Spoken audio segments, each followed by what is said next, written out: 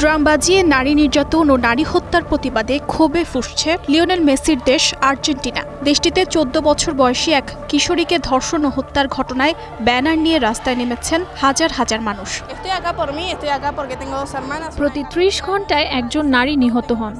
আমরা বলি তারা মারা গেছেন, কিন্তু বাস্তবে তাদের হত্যা করা হয়েছে। এই বাস্তবতাকে স্বাভাবিক করা যাবে না। ৩ জুন আর্জেন্টিনার রাজধানী বুয়েনোস আইরেসের জাতীয় কংগ্রেস ভবনের সামনে জড়ো হয়ে তীব্র ক্ষোভ প্রকাশ করেছেন নারী ও তাদের সমর্থকরা।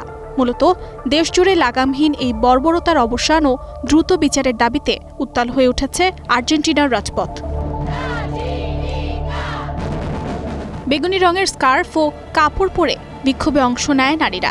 এ সময় বিভিন্ন স্লোগান ও ব্যানার নিয়ে সমবেত হন তারা। অনেকের হাতে ছিল আর একজন নয় এবং আমরা বেঁচে থাকতে চাই লেখা প্ল্যাকার্ড। এছাড়া বিভিন্ন ব্যানারে লেখা ছিল তোমাদের নীরবতাই আমাদের হত্যা করেছে। আমাদের জন্য আমাদের মতো করে আর কেউ লড়বে না, তাই একসঙ্গে থাকা এবং আওয়াজ তোলা খুবই গুরুত্বপূর্ণ। আমরা যদি এখনই এর বিরুদ্ধে না দাঁড়াই তাহলে পরিবর্তন কখনো আসবে না। আয়োজকদের দাবি, আর্জেন্টিনায় প্রতি ৩০ ঘন্টায় একজন নারীকেন্দ্রিক সহিংসতার শিকার হয়ে নিহত হন। Arjita Shehzin, star news.